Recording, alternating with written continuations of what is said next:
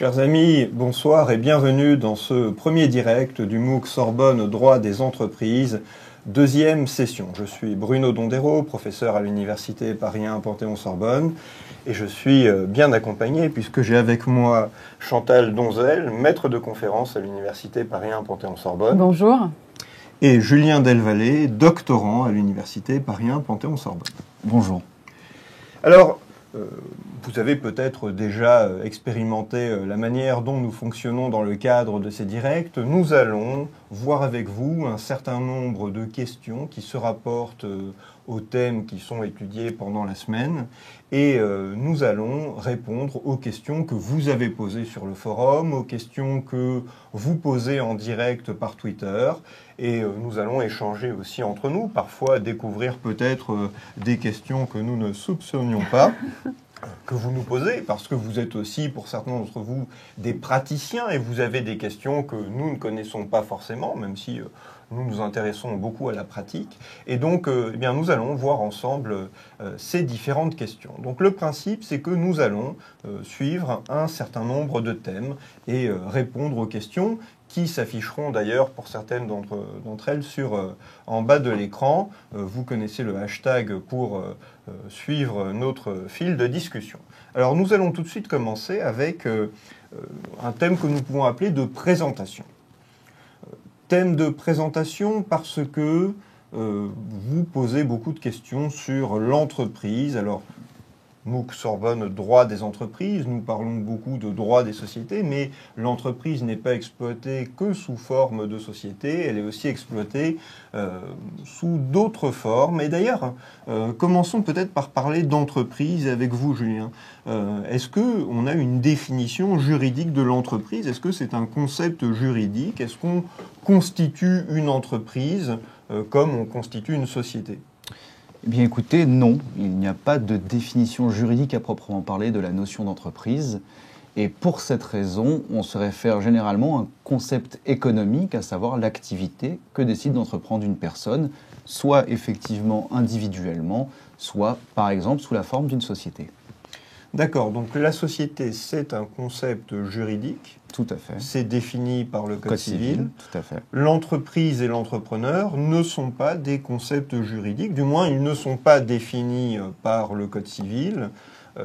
C'est assez étonnant finalement si on y réfléchit, parce que nous avons des textes qui ne donnent pas, ne serait-ce qu'une définition claire de l'entreprise et de l'entrepreneur. Alors, on a quelque chose, on en parlait avant de commencer, Chantal, dans le Code civil sur l'entreprise. Mais est-ce que c'est sur l'entreprise telle que nous l'évoquons ici? Non, on a uniquement le contrat d'entreprise, mais ce n'est pas la notion que le droit des sociétés utilise. C'est une notion, la notion d'entreprise que le droit des sociétés, auquel le droit des sociétés se réfère, c'est plutôt une notion économique. Et cette notion économique va être englobée par le droit des sociétés, essentiellement par la notion de société, mais aussi, évidemment, on peut toujours exercer, comme Julien l'a dit, en dehors de la structure spécifique de la société, dans le cadre de la structure de l'auto-entrepreneur, enfin, ce n'est pas vraiment une structure, mais l'auto-entrepreneur ou l'entreprise individuelle, éventuellement. Alors oui, vous avez été nombreux à nous poser des questions sur l'auto-entrepreneur. Alors l'auto-entrepreneur, de quoi s'agit-il? Est-ce que c'est une forme juridique de l'entreprise? On pourrait, Julien, donner une définition de l'auto-entrepreneur, mais est-ce que c'est une définition juridique? À proprement parler, non, il n'y a pas de définition juridique de l'auto-entrepreneur, il y a plutôt un statut de l'auto-entrepreneur, à savoir un statut fiscal et social qui permet à une personne individuellement d'exercer une activité d'entreprise et de bénéficier d'un régime fiscal, entre guillemets, simplifié et de comptabilité par ailleurs simplifiée également. Oui, effectivement. Alors c'est en 2008, si mon souvenir est bon, qu'on avait créé l'auto-entrepreneur. Le but était de faciliter la création d'entreprises, mais on n'avait pas donné un statut juridique propre ça n'est pas une forme de société, ça n'est pas une organisation juridique, ça ne protège pas d'ailleurs le patrimoine de l'entrepreneur. C'est intéressant de constituer une entreprise, mais il faut penser à cela, et c'est quelque chose qu'on a rappelé dans les vidéos, et c'est quelque chose qu'il est important de préciser. Quand on est entrepreneur individuel, c'est-à-dire pas en société, on n'est pas dans le cadre d'une personne morale qui exploite l'activité. Ça veut dire que c'est dangereux pour le patrimoine de l'entrepreneur individuel. Pourquoi ? Tout simplement parce que les créanciers peuvent directement saisir et appréhender les biens qui sont dans le patrimoine dit personnel de l'entrepreneur. C'est-à-dire qu'il n'y a pas de cloisonnement entre, d'une part, les biens qui sont affectés à l'exercice d'une activité d'entreprise, ce qui est le cas lorsqu'il y a une personne morale, et d'un autre côté, les biens qui sont, entre guillemets, dans le patrimoine personnel, c'est-à-dire celui de la vie courante, la maison, l'habitation, la voiture, etc. Voilà, ça veut dire que si je suis entrepreneur individuel, j'ai mon patrimoine qui est une notion juridique. Dans ce patrimoine, j'ai mon actif et mon passif. Donc j'ai l'actif, c'est-à-dire les biens, le passif, ce sont les dettes.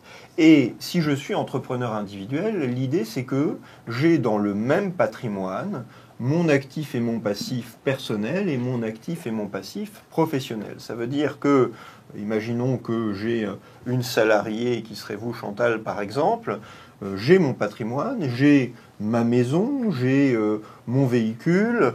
L'auto-entrepreneur n'a rien à voir avec un véhicule automobile, je le précise pour vous, Julien, qui me posiez la question avant que nous commencions. Ça me préoccupe beaucoup. Voilà, je comprenais bien cela. Donc, j'ai mes différents actifs et le passif, par exemple, les dettes de salaire que j'aurai à l'égard de mon salarié, eh bien, tout cela va être dans le même patrimoine. Si en revanche, j'ai constitué une société, et c'est un des avantages essentiels de la société, si j'ai constitué une société, eh bien à ce moment-là, ça veut dire que j'ai créé une personne juridique qui va être le support de l'entreprise, et ça veut dire que moi, j'ai toujours mon immeuble d'habitation, mon véhicule, mes biens non affectés à l'entreprise dans mon patrimoine.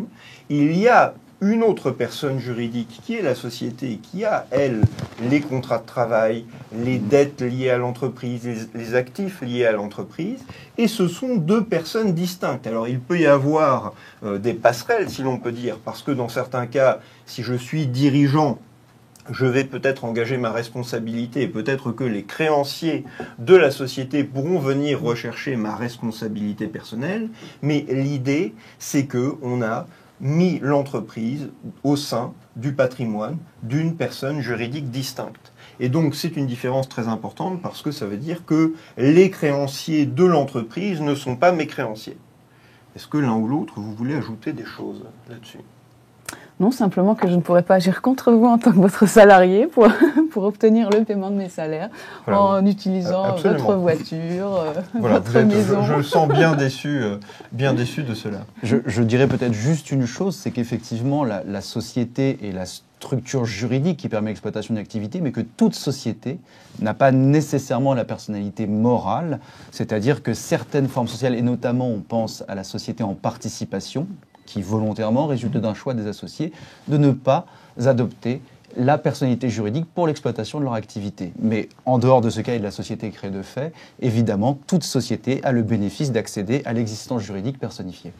Oui, il faut préciser ici que pour qu'une société devienne une personne morale avec un patrimoine, il faut qu'elle procède à une formalité particulière qui est son immatriculation au greffe, au registre du commerce et des sociétés tenu par le greffe du tribunal de commerce. Et c'est là qu'elle va procéder à son immatriculation et acquérir la personnalité morale. Donc devenir une personne juridique, pas comme les personnes physiques, mais avec des effets. Enfin, la personnalité juridique, finalement, c'est une notion qui produit les mêmes effets pour les personnes physiques et pour les sociétés.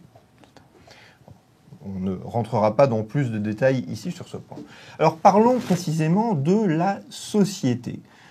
Parlons de la société. La société, vous l'avez vu dans les vidéos, vous avez pu échanger sur cette question. Vous vous posez des questions d'ailleurs assez fondamentales, la différence entre les statuts d'une société et le contrat de société. Alors, la société, vous le savez, elle est définie par un article fondamental du Code civil qui est l'article 1832. Vous connaissez les 3 éléments constitutifs de la société. On va voir si Chantal les connaît également. Les 3 éléments, on a. Est-ce que vous avez révisé, Chantal? J'ai révisé un peu. Faudra peut-être m'aider, non? Non. Nous avons bien sûr les apports. Nous avons aussi un élément spécifique qui s'appelle l'affectio societatis. Et puis, 3e élément, Julien. Parce qu'il faut aussi qu'on vérifie. Alors, je n'ai pas révisé, mais je crois que c'est la volonté de contribuer aux pertes et de participer aux bénéfices. Et évidemment, une condition qu'on pourrait ajouter, qui est celle d'avoir des associés. Et cette vieille condition qui était la pluralité d'associés, enfin qui est vieille, pas tant que ça, mais... On parlera tout à l'heure des sociétés unipersonnelles, n'anticipons pas, mais effectivement, le contrat de société, c'est un contrat défini par le Code civil. Nous avons ces 3 éléments que nous venons d'indiquer, à savoir des apports, l'intention de participer aux résultats positif ou négatif de la société, et l'affectio societatis, nom latin qui désigne l'intention d'être associé ou de se comporter comme un associé. Donc nous voici avec nos 3 éléments constitutifs. Il faut par ailleurs que la société respecte les conditions de validité générale des contrats. Mais c'est vrai qu'on parle de contrat de société. Quand nous parlerons de la société unipersonnelle, ce sera autre chose, puisque par définition, on est tout seul et on ne fait pas un contrat tout seul. Donc, il faut que nous ayons au moins 2 personnes pour faire un contrat de société. La différence entre le contrat de société et les statuts de société, c'est que, eh bien, en réalité, le contrat de société, c'est une question qui est pas si facile que ça, parce que les statuts d'une société, ils correspondent à un document écrit qui va définir la manière dont fonctionne la société. Le contrat de société, c'est plutôt l'institution juridique, c'est plutôt la convention entre les parties. Et donc cette convention entre les parties, alors elle peut se confondre finalement avec les statuts, parce que les statuts peuvent aussi être la traduction du contrat de société, mais je me rends bien compte qu'on n'est pas en train de clarifier beaucoup les choses en disant cela. Il peut y avoir des sociétés, enfin toute société avec plusieurs associés a à la base un contrat de société. Après, il peut y avoir des sociétés qui sont constituées sur un contrat de société, mais n'ont pas de statut. Parce qu'il y a des sociétés, vous parliez de la société en participation par exemple, c'est une société qui peut se limiter à un contrat de société, pas forcément écrit, et du coup on peut dans ce cas-là ne pas avoir de statut. Mais il faut, si on veut distinguer les choses, disons surtout que les statuts, c'est un document écrit, qui fait l'objet d'une convention entre les associés, c'est bien ça le problème, oui, mais qui définit la manière dont va fonctionner la société, plutôt la société en tant que personne morale. Le contrat de société, on serait plus proche de la relation entre les associés simplement. Peut-être qu'on, oui, excusez-moi Bruno, peut-être qu'on peut dire que les statuts en fait formalisent la volonté des associés de créer une société, et non seulement ils la formalisent par un document écrit, mais en plus les statuts permettent de développer cet accord sur des points plus précis, la façon dont va s'organiser la société. Oui, c'est vrai. Les statuts, on est plus proche aussi d'un document écrit matériellement, alors que le contrat de société n'est pas nécessairement... Voilà, c'est plus l'opération juridique intellectuelle. On ne va pas parler de négocium et d'instrumentum. Ne soyons pas trop juristes maintenant, mais voilà. En tous les cas, vous posez des questions particulièrement difficiles. Une question que nous avons vu passer concernait ce qu'on appelle un actionnaire ou un associé de complaisance. Alors, qu'est-ce que c'est qu'être un associé ou un actionnaire de complaisance? Je vais vous laisser la parole, Julien. Eh bien, alors, il n'y a pas de définition juridique de l'associé de complaisance, ce n'est pas une notion juridique, il faut le savoir, mais ça fait référence à une situation dans laquelle une personne veut véritablement exploiter une activité d'entreprise, choisit la forme d'une société, mais a besoin pour adopter cette forme d'autres associés, puisqu'il y a la condition de pluralité d'associés. Et pendant un certain temps... Par exemple, la société anonyme pendant longtemps et encore aujourd'hui. Ouais. Mais bientôt, cela devrait changer. La société anonyme, combien fait-il d'actionnaires? Il faut 7 associés qui ont la qualité d'actionnaires. Et effectivement, il est parfois difficile de réunir 7 personnes autour d'un projet commun. Et il arrive qu'un associé, l'associé majoritaire, s'entoure de certains membres de sa famille ou de certains de ses amis, lesquels ne font que camper le rôle d'associé sans avoir une véritable affectio societatis, autre que celle... Imaginons que nous soyons 3 entrepreneurs, nous voulons constituer une société anonyme, alors comment faisons-nous? Il faut trouver 4 autres personnes qui acceptent de signer les statuts, qui vont souscrire une action chacune généralement, et qui n'auront pas précisément l'intention véritablement de devenir associés. Donc ces personnes-là vont être des associés... Oui, de complaisance, c'est-à-dire que ce sont des associés sur le papier, mais qui n'auront pas eu véritablement la volonté d'être associés. Si on réfléchit aux conséquences juridiques que ça peut avoir, on pourrait envisager que ce sont des associés, le fait que ce sont des associés fictifs pourrait menacer la validité de la constitution de notre société. Il y a un défaut d'affectio societatis chez certaines personnes qui constituent la société. Maintenant, c'est vrai que comme c'est quelque chose qu'on a quand même vu assez souvent, il y a peut-être une certaine tolérance qui s'est faite à l'égard des actionnaires de complaisance. On a beaucoup vu dans des groupes de sociétés, des sociétés qui avaient constitué des filiales dans lesquelles on avait un actionnaire qui était la société mère, et 6 actionnaires qui étaient des salariés, qui étaient chacun porteurs d'une action. Donc, mais il n'empêche que formellement, on ne respecte pas, on respecte si formellement les conditions de validité, mais on ne respecte pas, du point de vue juridique, les conditions requises, puisqu'on a cette condition d'affectio societatis. Donc voilà ce qu'est l'actionnaire de complaisance. Et alors on parlait de la société anonyme, pour laquelle, de longue date, il faut 7 actionnaires. Pourquoi 7 actionnaires? 7 actionnaires parce que l'on considérait, une des explications, c'était notamment, il n'y a pas de lien, comme vous me l'évoquiez tout à l'heure, Julien, avec le film Les 7 mercenaires, mais parce que l'on considère que, non je plaisante, l'on considère que, mais il y a peut-être un lien, non, il n'y en a pas en réalité, l'explication était que, une explication possible était qu'avec autant d'actionnaires, il n'y avait pas de risque de confondre la société anonyme avec une société de personnes. Parce que vous le savez, il y a 2 grandes catégories de sociétés. Il y a les sociétés de personnes, dans lesquelles la personnalité des associés compte et dans lesquelles il y a fréquemment une responsabilité illimitée des associés aux dettes sociales. Et vous avez l'autre monde des sociétés qui est, Chantal... Les sociétés de capitaux. Absolument. Les sociétés de capitaux qui sont des sociétés qui sont essentiellement destinées à ramasser une quantité importante de fonds, d'où le nom de société anonyme, puisqu'en fait on ne connaîtra pas ou on connaîtra mal les actionnaires qui participent justement à cette société. Et dans ces sociétés-là, pardonnez-moi, je ne me souviens plus du début de l'intervention. Ce sont des sociétés dans lesquelles, effectivement, la personnalité des associés compte moins importante. Et ce qui compte, c'est essentiellement l'apport, c'est-à-dire le financement qui est apporté, je ne vous l'apprends pas, le financement qui est apporté par l'associé ou l'actionnaire, d'ailleurs ce sont souvent des actionnaires, à la société, plus que leur personnalité. Ça implique notamment la possibilité de changer d'associé plus facilement, c'est-à-dire que plus facilement dans une société de capitaux que dans une société de personnes, la société peut voir des associés céder leurs parts ou leurs actions, ou des associés mourir par exemple, et la société continuer sa vie de société. Dans une société de personnes, en revanche, comme la personnalité des associés compte, le principe c'est que si on a commencé ensemble, eh bien on continue ensemble, ou s'il y en a qui partent ou qui décèdent, eh bien on devrait s'arrêter, la société devrait être dissoute.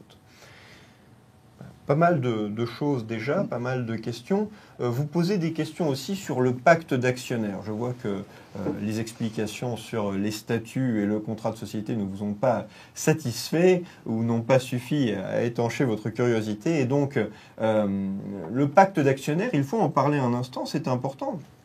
Qu'est-ce que c'est qu'un pacte d'actionnaires? Eh bien, dans les sociétés qui sont les sociétés, surtout les sociétés par action d'ailleurs, c'est pour ça qu'on parle de pacte d'actionnaires, qui sont des sociétés, si on prend la société anonyme, des sociétés qui peuvent avoir une forme assez rigide, eh bien, on va compléter les statuts par un contrat entre certains ou tous les actionnaires. Un contrat qui va dire quoi, par exemple, Julien ?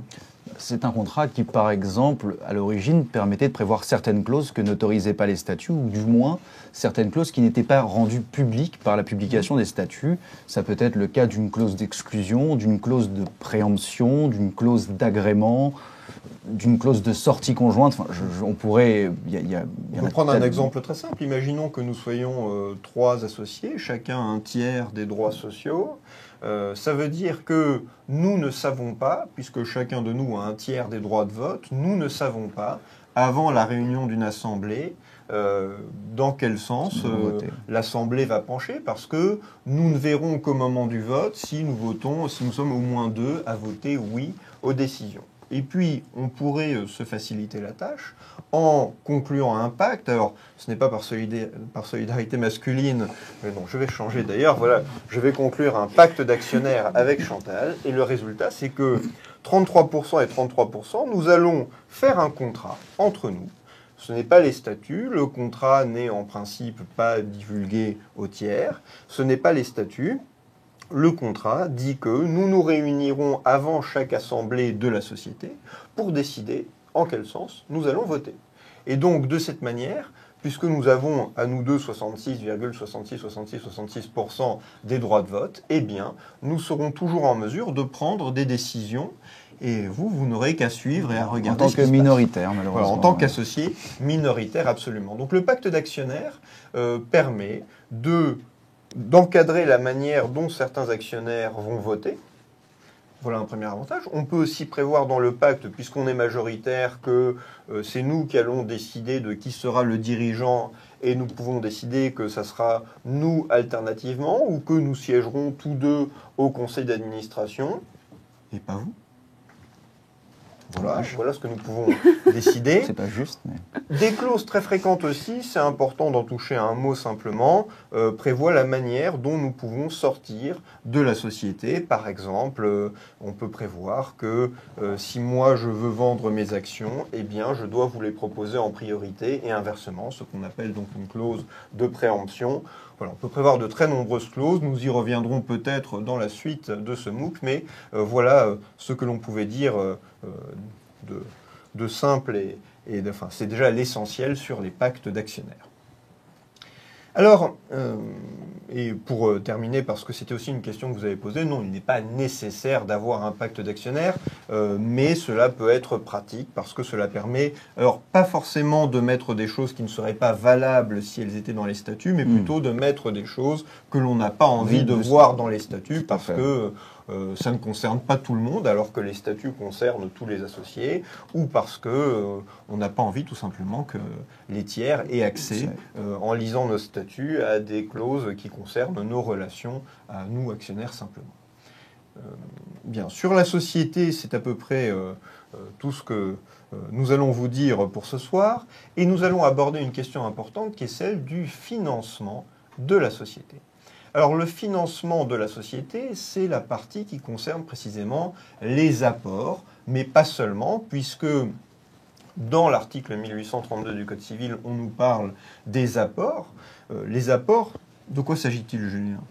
Eh bien, l'apport est une mise à disposition, généralement par transfert de propriété à la société, d'argent, de numéraire, de biens ou parfois encore de l'industrie d'un associé, à savoir de son activité personnelle qu'il met au service de la société. Et les apports constituent, ce qui n'est pas le cas de l'apport en industrie évidemment, mais constituent le capital social, c'est-à-dire l'argent qui va être directement utilisé par les associés pour le développement de l'activité et qui constituera également le gage prioritaire des créanciers de cette société. D'accord, donc les associés font forcément des apports à la société, donc ils mettent une valeur dans la société. Une question qui vous a beaucoup intrigué, je crois, c'était la question de la revalorisation des apports. Question difficile et délicate. Quand on a convenu de faire une société, on s'est mis d'accord sur la valorisation. Alors, s'agissant d'une somme d'argent, il n'y a pas de question de valorisation. Si j'apporte 1 000 euros, eh bien, je recevrai pour 1 000 euros d'actions ou de parts sociales. Mais c'est vrai que si j'apporte un bien qui peut être un bien particulier aussi, comme un fonds de commerce, enfin un bien incorporel, comme un fonds de commerce, comme des droits, un brevet d'invention, une marque, on va peut-être avoir des difficultés pour valoriser ce bien. Alors là, il y a deux mondes en réalité, puisqu'on retrouve notre distinction entre les sociétés de personnes et les sociétés de capitaux. Dans les sociétés de personnes, finalement, c'est moins important de s'assurer que le bien est valorisé correctement, que nous n'avons pas mis que, je prends souvent cet exemple, mais que notre camionnette d'occasion n'a pas été incorporée au capital social pour 1 million d'euros. Pourquoi est-ce que c'est moins important dans les sociétés de personnes, Chantal ? C'est moins important dans les sociétés de personnes parce que les associés sont responsables de la totalité des dettes de la société. En particulier, l'exemple type, ce sont les associés de sociétés en nom collectif. Ils doivent répondre des dettes de la société. Donc si le capital est faible, si le capital, les apports ont été mal évalués, donc le capital n'est pas représentatif de la valeur des apports, ce n'est pas grave en quelque sorte pour les créanciers, puisque les créanciers pourront se tourner vers les associés qui seront solidairement responsables des dettes de la société. Donc les associés ont accès au patrimoine des associés. Les créanciers ont accès au patrimoine des associés. Le capital ne sera pas faible en réalité. Le risque dans notre exemple, ce serait qu'il soit précisément trop fort par rapport à ce que l'on obtiendra le jour où on va saisir la camionnette et la faire vendre. On obtiendra quelques centaines ou quelques milliers d'euros, alors qu'on avait un capital social d'1 million d'euros et que tout le monde pensait que notre société était absolument solvable. Des créanciers ont pu nous prêter sur la base de cela, mais effectivement, c'est moins gênant quand c'est une société de personnes, puisque là, nous avons cette garantie des associés. Dans les sociétés de capitaux, comme le capital social est précisément, on dit le gage des créanciers, je crois que c'est vous qui avez utilisé cette formule tout à l'heure, le gage des créanciers, ça veut dire que les créanciers se payent en saisissant les biens de la société et ils n'ont en principe pas de possibilité d'agir contre les associés, contre les actionnaires dans les sociétés par action, pour se faire payer. Sauf cas particulier qui serait celui où les créanciers, c'est quelque chose que l'on voit souvent dans les petites sociétés, les créanciers ont demandé et obtenu d'un ou plusieurs associés ou actionnaires ou des dirigeants qu'ils se portent caution. C'est-à-dire qu'ils signent un contrat de cautionnement par lequel, ils vont s'engager à payer à la place de la société si elle ne le fait pas. Donc on retrouve une forme de responsabilité illimitée finalement par ce biais, mais là il faut un contrat particulier pour ce faire, et puis un contrat qui est soumis, ce n'est pas notre sujet ici, mais le contrat de cautionnement, vous le savez, est soumis à des exigences de forme, s'agissant des personnes physiques, assez importantes. Bon. Mais nous avons donc ces deux mondes, et dans les sociétés de capitaux, il est important qu'il y ait une valorisation correcte du bien. Si on n'a pas de valorisation correcte du bien, ça veut dire que si on a un bien qui est survalorisé, les créanciers vont peut-être subir un préjudice. Et dans toutes les sociétés, d'ailleurs, si un bien est survalorisé, ça veut dire que l'apporteur de ce bien a reçu trop de parts ou trop d'actions, et donc trop de droits, et cela porte atteinte aux droits des autres associés ou actionnaires. Si l'on a mal valorisé le bien, il faut procéder à une revalorisation du bien, mais ça va impliquer normalement un nouvel accord des associés, parce qu'il va falloir modifier la valorisation qui avait été retenue. C'est pas une question qui est évidente, c'est pas une question qu'on voit fréquemment. Disons que l'on s'intéresse surtout à la question, en droit des sociétés, la question qui est encadrée, c'est surtout le fait que dans les sociétés de capitaux, on a une procédure particulière que nous avons vue dans l'une de nos vidéos, qui fait intervenir un professionnel particulier, qui est celui qu'on appelle, vous le savez, le commissaire aux apports. Sur ces questions de financement de la société, plusieurs types d'apports, nous les avons évoqués. Il y a une source de financement importante qui n'est pas un apport. Nous l'avons évoqué dans les vidéos, mais elle est importante parce qu'on la voit également dans notre cas pratique, c'est ce que l'on appelle le compte courant d'associé. Alors Julien, qu'est-ce qu'un compte courant d'associé en quelques mots ? Alors en quelques mots, le compte courant d'associé, c'est un contrat par lequel un associé, en qualité de prêteur, va mettre des fonds à disposition de la société, qui sera donc emprunteur, et il agit dans ce cas à l'égard de la société, il a la qualité de créancier et non pas d'associé. Donc c'est tout simplement un prêt fait à la société. Voilà, mais fait à la société Par un associé. Voilà. Et donc, c'est toute la difficulté de distinguer quand un associé remet de l'argent à sa société. Est-ce que cette mise à disposition de fonds a été faite dans le cadre du contrat de société ou est-ce qu'elle a été faite dans le cadre du compte courant d'associé qui est un prêt, même s'il s'appelle, c'est la pratique qui l'appelle comme cela, compte courant d'associé. On sent que quand même il y a un lien avec cette qualité d'associé et vous le savez, la difficulté c'est précisément qu'il est tentant de dire que si c'est un associé qui prête à sa société, eh bien il faut considérer sa qualité d'associé. Est-ce qu'il peut demander remboursement avec autant de rigueur que pourrait le faire un autre prêteur qui ne serait pas associé? Eh bien la réponse c'est non. Tout simplement, l'associé peut demander remboursement à tout moment de son compte courant d'associé. Donc oui, donc oui, mais pardonnez-moi, oui. J'apprécierais la rigueur des justement réponses qui sont fournies ici. Oui, mais non. Oui, mais non, oui, non, parce que j'avais l'esprit la rigueur, donc il peut le faire à tout moment, sauf stipulation contraire éventuelle d'un contrat qui aurait été formalisé entre la société et l'associé. Mais effectivement, c'est un droit quasi absolu, sauf abus, donc intention de nuire, que de demander remboursement à tout moment de son prêt. Alors, une question que vous avez posée, merci Julien, une question que vous avez posée et qui est importante en pratique, est-ce que les apports en compte courant doivent être formalisés par un acte écrit? Déjà, c'est vrai que la pratique parle d'apport en compte courant, ce qui est trompeur, parce que précisément, l'apport en compte courant, ça n'est pas un apport. Soit on fait un apport, soit on verse des sommes en compte courant. Oui, Chantal? Soit on prête, voilà. Soit on prête. Donc il faudrait parler de prêt en compte courant. Parfois en pratique on parle de prêt d'actionnaire ou de prêt d'associé d'ailleurs. Mais question que vous posez, celle de savoir s'il faut un acte écrit.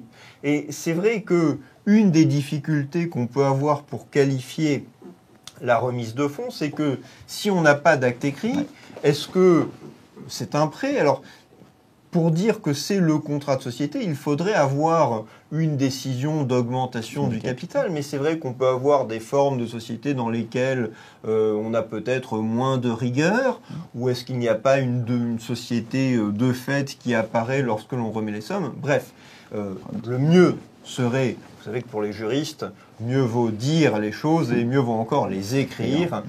Ça va mieux en le disant, c'est quelque chose que lorsqu'on rédige un contrat, on a à l'esprit, parce que mieux vaut éviter de laisser des non-dits ou des choses qui pourraient plus tard donner lieu à discussion. Donc si on remet de l'argent à la société, autant avoir précisé dans quel cadre cet argent a été remis. Si c'est dans le cadre d'un prêt, on va l'indiquer. Si on attend une rémunération, on va avoir indiqué le taux auquel le taux de l'intérêt qui rémunère notre compte courant d'associé. C'est vrai que, là encore, on parle beaucoup de deux mondes, société de capitaux, société de personnes, mais il y a encore deux mondes entre le prêteur et l'associé. Le prêteur, sans que l'on refasse tout ce qui a été vu dans les vidéos, le prêteur, c'est quelqu'un qui sait qu'il a droit au remboursement. Déjà. Il ne passe pas après tout le monde comme les associés. Et il est rémunéré, si cela a été prévu de manière fixe ou variable, mais par un intérêt. Donc il n'a pas, sauf clause particulière, qui n'est pas commune, il n'a pas à attendre que la société ait fait un bénéfice donné pour être rémunéré. Donc ce sont vraiment deux mondes différents et vous pouvez imaginer que pour le créancier, ça peut être quelque part assez irritant de voir que la société n'a pas de quoi rembourser tout le monde des sommes qui lui ont été prêtées parce que peut-être qu'elle a remboursé d'abord un associé qui avait fait un versement important en compte courant d'associé et peut-être un versement réduit au titre de son apport. Donc cette question du compte courant d'associé, elle est importante en pratique, elle pose des questions qui sont des questions fondamentales. On n'a pas de régime propre au compte courant d'associé, on n'a pas un chapitre du code de commerce ou du code civil qui définirait comment fonctionne un compte courant d'associé, parce que c'est un contrat de prêt, donc on va renvoyer à ce que prévoit le Code civil en matière de prêt. Et cela veut dire notamment, vous l'avez bien dit Julien, qu'on va regarder quelles sont les clauses qui ont été prévues s'agissant du terme de remboursement. Si on n'a pas de terme de remboursement qui a été prévu, qu'est-ce qui se passe, Chantal ? Eh bien, l'associé qui a apporté en compte courant peut demander le remboursement quand il le souhaite et éventuellement au risque de provoquer la chute de la société à qui il demande le remboursement à contretemps. Voilà, et en jurisprudence, on a une solution qui est assez constante, qui est de dire que tout associé que vous soyez, vous pouvez demander remboursement du compte courant si vous n'avez pas mis une clause particulière qui dit que ce n'est qu'au bout de 2 ans, de 3 ans, de 4 ans, de 5 ans que vous pouvez récupérer les sommes prêtées à la société. Et ça veut dire que vous pouvez mettre la société en grave difficulté, peut-être même provoquer une procédure collective, peut-être même la liquidation judiciaire de la société, parce que vous lui demandez le remboursement d'une somme qu'elle n'a pas les moyens de rembourser ou que, si elle est remboursée, va lui causer de graves difficultés. Alors cette question du financement de la société, c'est une question importante, et assez proche de cette question, nous avons celle de la participation au résultat, et la question proche également des clauses léonines. Alors ce sont toujours des questions compliquées, c'est un thème assez ancien, le thème des clauses léonines. Nous avons dit que dans les éléments spécifiques du contrat de société, nous avions l'apport, nous avions l'affectio societatis et nous avons l'intention de participer au résultat. J'ai dit tout à l'heure positif ou négatif. Comment ça se traduit concrètement, Julien, cette participation au résultat ? Alors, sous l'aspect positif, la participation au résultat se traduit essentiellement, de manière très simple, par le paiement du dividende, la distribution de dividendes lorsque la société a réalisé des bénéfices. Et négativement, elle se traduit par ce que l'on appelle juridiquement la contribution aux pertes, c'est-à-dire laquelle se réalise le plus souvent en fin de vie sociale, et c'est-à-dire par la disparition de l'apport et l'absence de remboursement de cet apport. Mais ça peut aussi arriver en cours de vie sociale, tout simplement par une réduction de capital qui serait motivée par des pertes. D'accord, vous compliquez tout de suite les choses, Pardon. Mais imaginons, donc nous constituons notre société, oui ce soir je suis particulièrement dur, constituons notre société, nous avons chacun fait un apport de 1 000 €, notre société réussit dans son activité et nous voyons qu'à la fin je fais un exemple très simple, mais à la fin de l'activité, à la fin de l'exercice ou au moment où nous mettons fin à notre société, nous avons dans les caisses sociales toujours nos 3 000 €, mais nous avons un bénéfice qui est de 10 000 €. Ça veut dire que nous allons pouvoir distribuer ce bénéfice, nous allons reprendre notre apport, nous allons déjà vérifier que les créanciers ont été payés si nous sommes à la fin de la société, pas à la fin de l'exercice, mais si nous mettons fin à la société, nous procédons à la dissolution de la société, nous payons les créanciers et ensuite nous reprenons notre apport, donc chacun reprend ses 1 000 € et ensuite nous constatons qu'il y a un bénéfice. On parle de boni de liquidation quand c'est à la fin de l'activité de la société. En cours de vie sociale, en revanche, si on ne dissout pas la société, peut-être que nous verrons en cours de vie sociale apparaître un bénéfice et que nous déciderons de le distribuer. C'est là qu'on parle de dividendes. Et ça veut dire que dans cette hypothèse, la société va continuer son activité, mais va nous rémunérer, nous les associés, en cours de vie sociale. Ça, c'est l'aspect positif. L'aspect négatif, c'est que peut-être que la société ne va pas avoir réussi et peut-être qu'à la fin de l'activité de la société, au moment de la dissolution, eh bien, nos 3 000 € ne sont plus là. Nous ne retrouvons que 1 000 €. Et alors, est-ce que vous pouvez reprendre vos 1 000 € tandis que nous ne repartirions avec rien ? Eh bien, en principe, non, parce que dans le contrat de société, il faut que tous les associés contribuent aux pertes. Ça veut dire qu'il faut que chacun supporte au moins une partie des pertes de la société sur son apport. Donc, ça veut dire que, dans l'exemple que j'ai pris, il faut que chacun subisse sur la reprise de son apport de ne pouvoir le reprendre intégralement. Donc ça, c'est la participation au résultat, participation aux bénéfices et contribution aux pertes. Et il y a cette notion de clause léonine que le contrat de société n'aime pas. Qu'est-ce que c'est une clause léonine, Chantal ? Une clause léonine, c'est une clause des statuts qui attribuerait soit la totalité des résultats positifs à l'un des associés, soit qui exonérerait l'un des associés de cette totalité des résultats positifs. Ou à l'inverse, c'est aussi la clause qui fait porter la charge de la contribution aux pertes sur un seul associé, toute la charge de la contribution aux pertes sur un seul associé, ou à l'inverse, qui exonérerait l'un des associés de la moindre contribution aux pertes. Ça veut dire que si dans les statuts, ou ailleurs d'ailleurs, il est écrit que M. Delvalle pourra reprendre l'intégralité de ces 1 000 €, on a une clause léonine. S'il est garanti de pouvoir reprendre son apport, on a une clause léonine. Mais, et c'est bien la difficulté, nous l'avons dit dans les vidéos, c'est que la clause léonine, il est assez rare qu'on la voit formalisée de cette manière. Là où on s'est beaucoup posé la question en jurisprudence, c'est sur les clauses par lesquelles la société ou simplement des associés s'engageaient à racheter les parts ou les actions d'un autre à un prix qui lui garantissait de pouvoir reprendre son apport. Ça n'est pas dans les statuts de notre société que nous avons écrit « Monsieur Delvalle pourra reprendre ses 1 000 € quoi qu'il arrive ».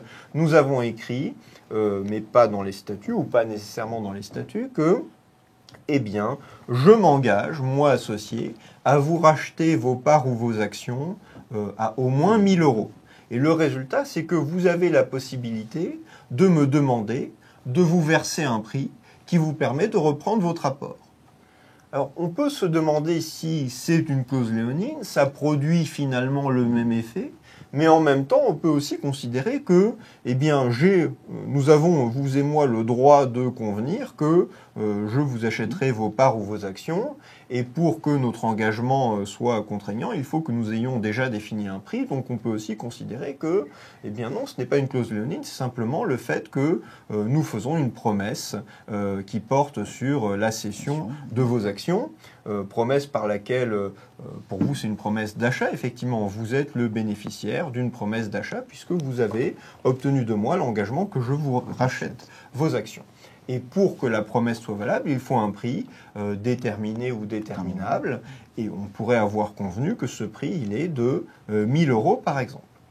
Voilà, donc on a eu beaucoup de décisions en jurisprudence qui se sont interrogés sur cette question parce que si finalement la société a subi des pertes importantes, vos actions ne valent plus rien, vous me demandez de les racheter à 1 000 € comme cela a été convenu entre nous, et moi je vais dire, mais au fait, est-ce qu'il n'y a pas là une clause léonine maintenant que j'y pense ?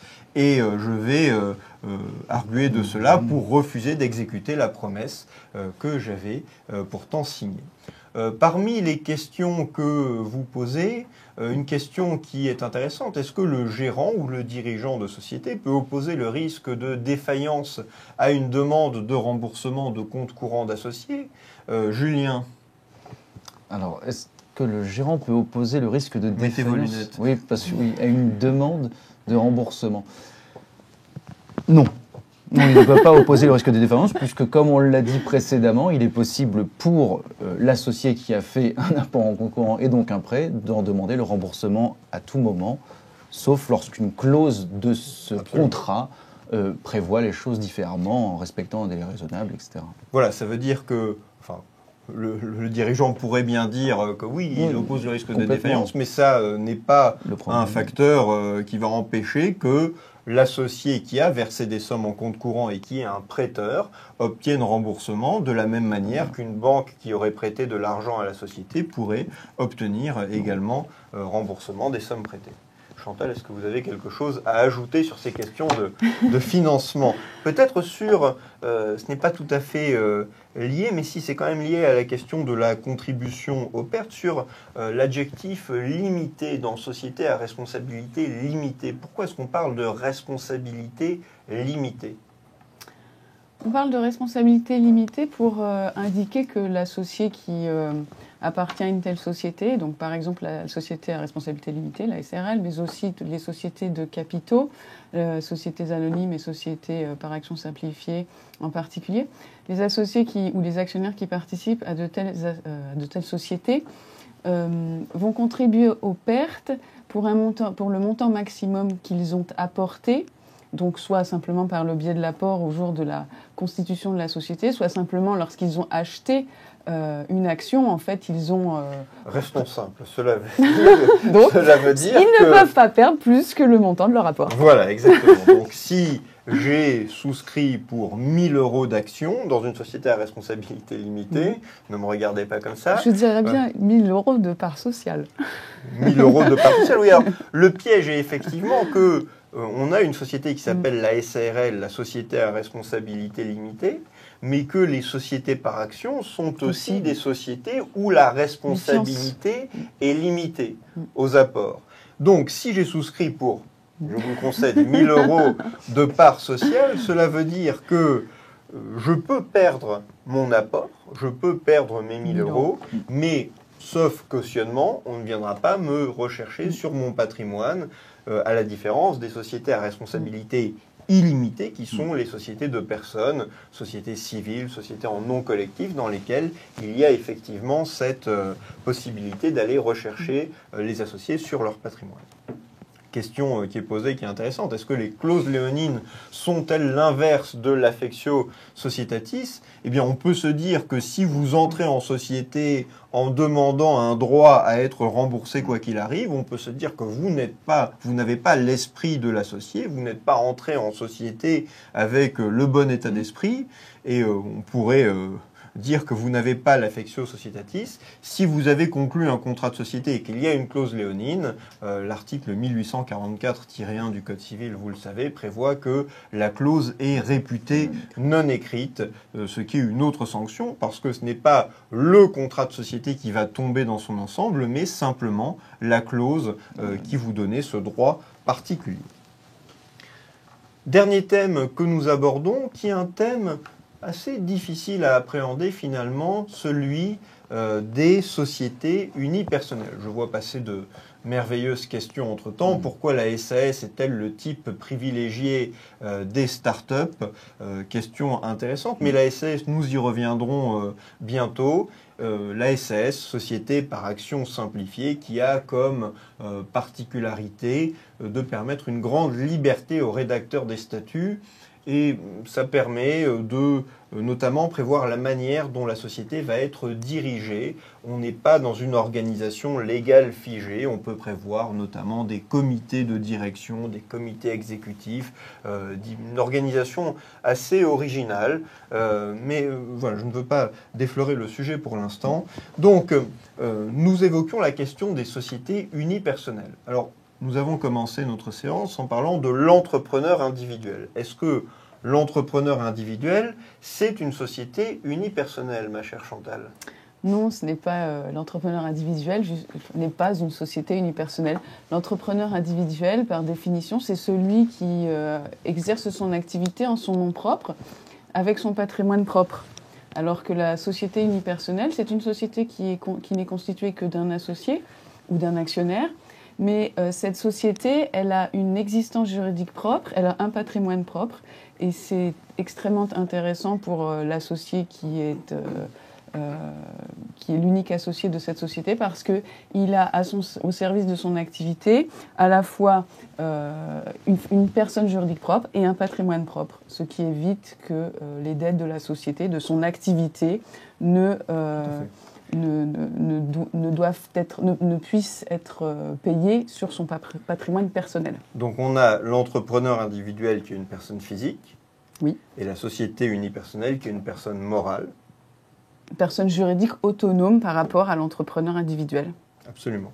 Donc, on voit la différence du point de vue juridique, mais c'est vrai que ce n'est pas si évident que ça. Pourquoi est-ce qu'on peut créer et comment est-ce qu'on arrive à créer une société tout seul? Parce qu'on ne fait pas de contrat de société dans cette hypothèse. Donc, créer une société tout seul, il faut que la loi nous ait permis de le faire.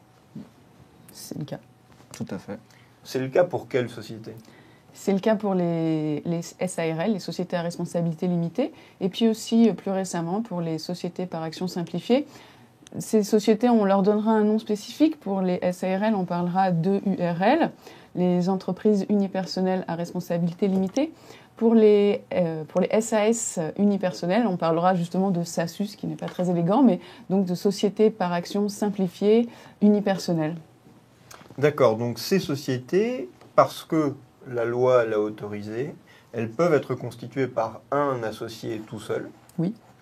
Et une fois que la société a été créée, ça veut dire que on n'a pas un entrepreneur individuel qui a dans son patrimoine l'entreprise, les biens de l'entreprise, les contrats de l'entreprise, mais on a quelqu'un qui est associé d'une société, qui a, elle, ces différents éléments dans son patrimoine.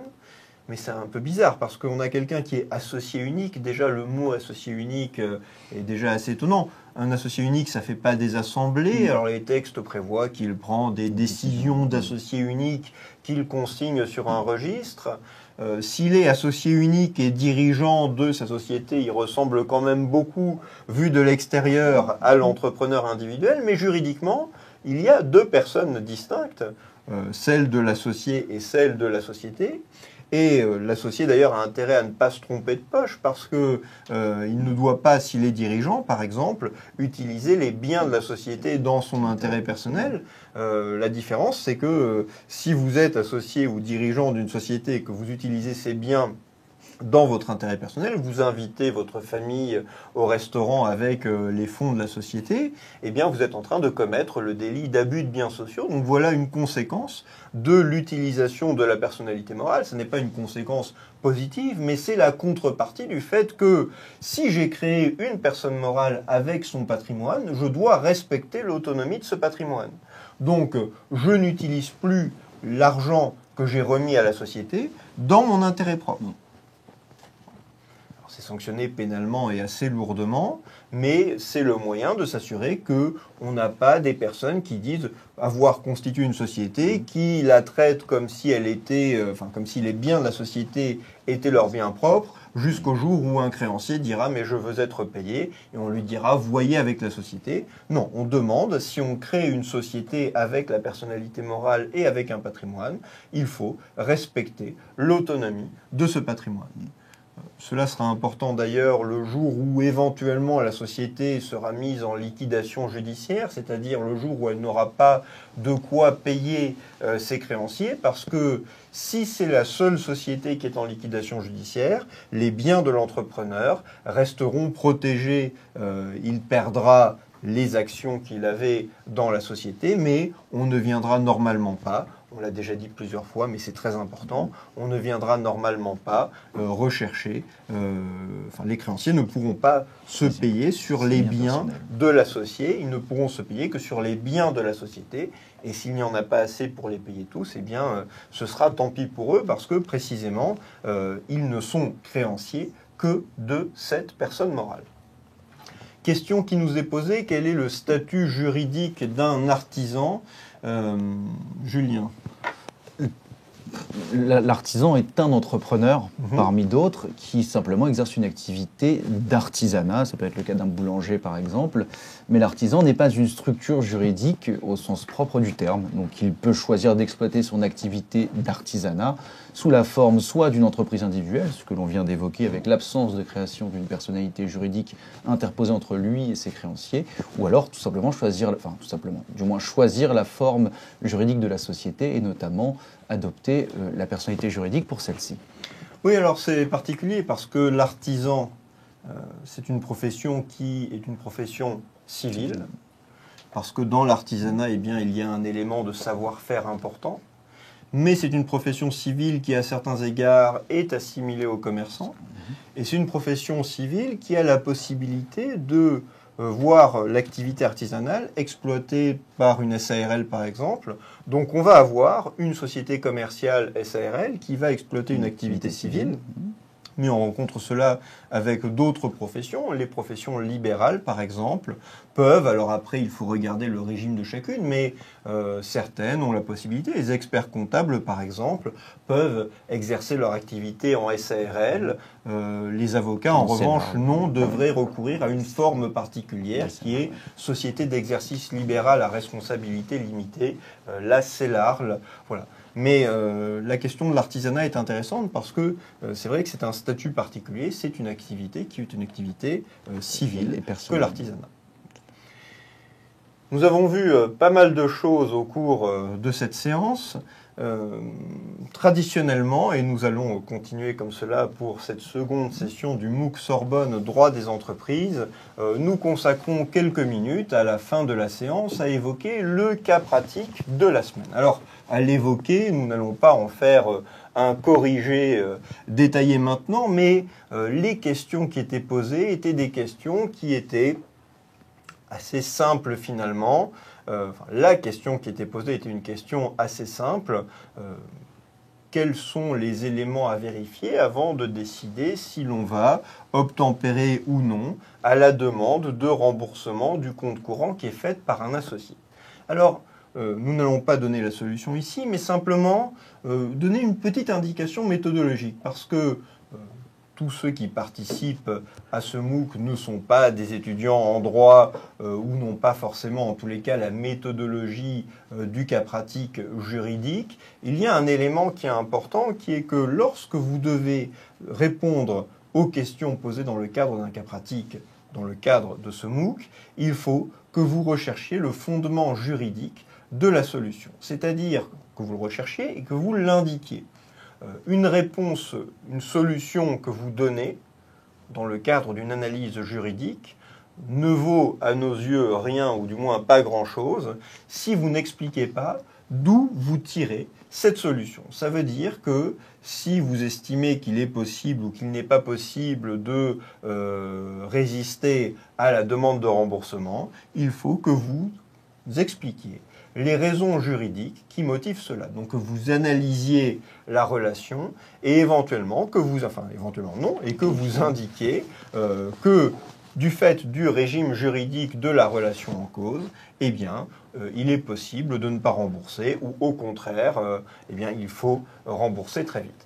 Si vous n'avez pas tous les éléments en main, et nous ne donnons pas des cas pratiques avec tous les éléments en main, ou pas toujours, eh bien, il faut que vous procédiez en posant des hypothèses et en indiquant que si telle clause est présente, alors il se passera ceci, si telle autre est présente, il se passera cela. Mais il ne suffit pas de donner en une phrase une solution, il nous faut le ou les fondements juridiques de la solution. Je crois que nous avons vu beaucoup de choses aujourd'hui. Nous avons répondu à vos questions ou à certaines de vos questions. Je vois passer d'autres choses encore, une SC unipersonnelle. Je me demande ce qu'est une SC unipersonnelle. Si c'est une société civile unipersonnelle, eh bien, elle peut devenir unipersonnelle en cours de vie sociale, mais on ne peut pas la constituer ab initio dès le début avec un seul associé. Il faut encore, en l'état actuel des choses, être au moins deux pour constituer une société civile. Et puis nous avions parlé, ce sera nos derniers développements, nous avions évoqué la société anonyme. La société anonyme, nous avons traditionnellement besoin de 7 actionnaires pour la constituer, c'est le principe. Et nous avons une loi du 20 décembre dernier, loi de simplification de la vie des entreprises, qui est venue nous dire qu'il y aurait une ordonnance qui interviendrait pour faire baisser ce chiffre de 7 actionnaires minimum. Sur ces mots, nous allons vous souhaiter une bonne soirée, vous remercier pour votre participation active sur le forum, active par des tweets. Vous êtes aujourd'hui plus de 6000 à participer à ce MOOC et vous continuez à nous rejoindre. Nous avons 6 semaines ensemble, nous sommes en première semaine, beaucoup de thèmes à voir ensemble, beaucoup de plaisanteries à se faire. Et voilà, enfin, c'est toujours un plaisir que de participer à ce MOOC avec vous et avec vous. Bonne soirée. Au revoir. Bonsoir.